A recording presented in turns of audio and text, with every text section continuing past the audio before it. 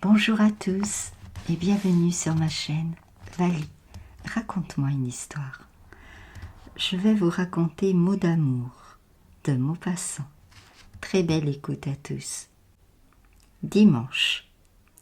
Mon gros coq chéri, tu ne m'écris pas, je ne te vois plus, tu ne viens jamais. Tu as donc cessé de m'aimer? Pourquoi? Qu'ai-je fait? Dis-le-moi, je t'en supplie, mon cher amour. Moi je t'aime tant, tant, tant. Je voudrais t'avoir toujours près de moi et t'embrasser tout le jour, en te donnant en mon cœur, mon chat aimé, tous les noms tendres qui me viendraient à la pensée. Je t'adore, je t'adore, je t'adore, ô mon beau coq. Ta poulette, Sophie. Lundi. Ma chère amie, tu ne comprendras absolument rien à ce que je vais te dire, n'importe. Si ma lettre tombe par hasard sous les yeux d'une autre femme, elle lui sera peut-être profitable. Si tu avais été sourde et muette, je t'aurais sans doute aimé longtemps, longtemps. Le malheur vient de ce que tu parles, voilà tout. Un poète a dit: tu n'as jamais été dans tes jours les plus rares qu'un banal instrument sous mon archet vainqueur. Et comme un air qui sonne au bois creux des guitares, j'ai fait chanter mon rêve au vide de ton cœur. En amour, vois-tu, on fait toujours chanter des rêves.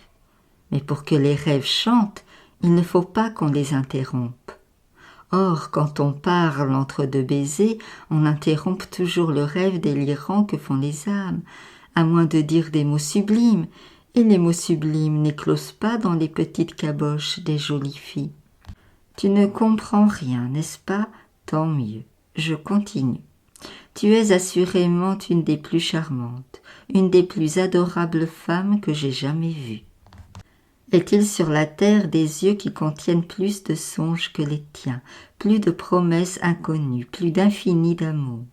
Je ne le crois pas.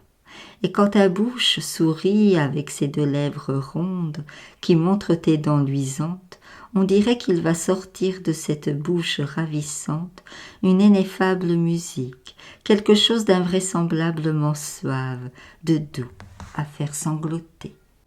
Alors tu m'appelles tranquillement, mon gros lapin adoré, et il me semble tout à coup que j'entre dans ta tête, que je vois fonctionner ton âme, ta petite âme de petite femme jolie, jolie, mais... Et cela me gêne, vois-tu, me gêne beaucoup. J'aimerais mieux ne pas voir.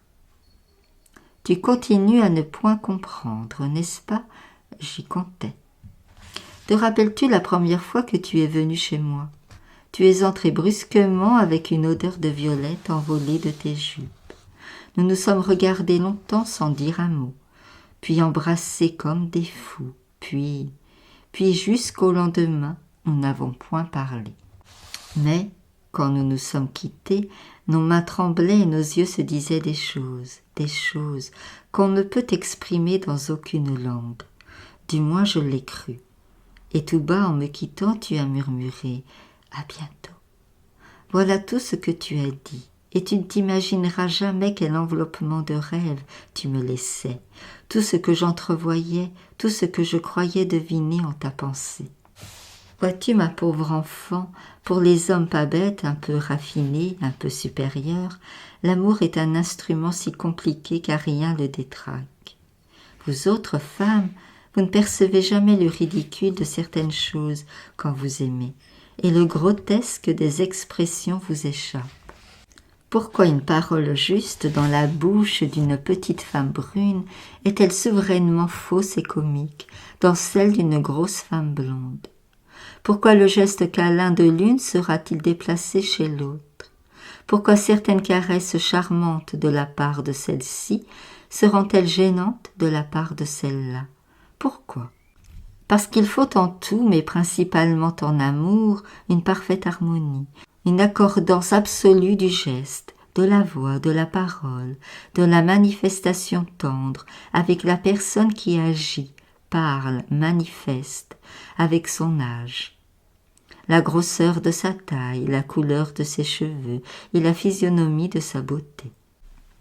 Une femme de 35 ans, à l'âge des grandes passions violentes, qui conserverait seulement un rien de la mièvrerie caressante de ses amours de 20 ans, qui ne comprendrait pas qu'elle doit s'exprimer autrement, embrasser autrement, qu'elle doit être une Didon et non plus une Juliette, et qui aurait infailliblement 9 amants sur 10, même s'ils ne se rendaient nullement compte des raisons de leur éloignement. Comprends-tu? Non, je l'espérais bien. À partir du jour où tu as ouvert ton robinet à tendresse, ce fut fini pour moi, mon ami. Quelquefois nous nous embrassions 5 minutes d'un seul baiser interminable, éperdu, d'un de ces baisers qui font se fermer les yeux, comme s'ils pouvaient s'en échapper par le regard, comme pour les conserver plus entiers dans l'âme enténébrée qu'ils ravagent. Puis, quand nous séparions nos lèvres, tu me disais en riant d'un rire clair « C'est bon, mon gros chien !» Alors je t'aurais battu, car tu m'as donné successivement tous les noms d'animaux et de légumes que tu as trouvés sans doute dans la cuisinière bourgeoise, le parfait jardinier et les éléments d'histoire naturelle à l'usage des classes inférieures. Mais cela n'est rien encore. La caresse d'amour est brutale, bestiale, et plus quand on y songe. Musset a dit.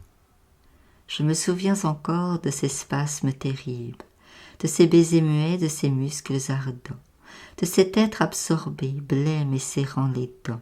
S'ils ne sont pas divins, ces moments sont horribles. Ou grotesques. Oh ma pauvre enfant, quel génie farceur, quel esprit pervers te pouvait donc souffler tes mots de la faim. Je les ai collectionnés, mais par amour pour toi, je ne les montrerai pas. Et puis tu manquais vraiment d'à propos, et tu trouvais moyen de lâcher un « je t'aime », exalté en certaines occasions si singulières qu'il me fallait comprimer de furieuses envies de rire.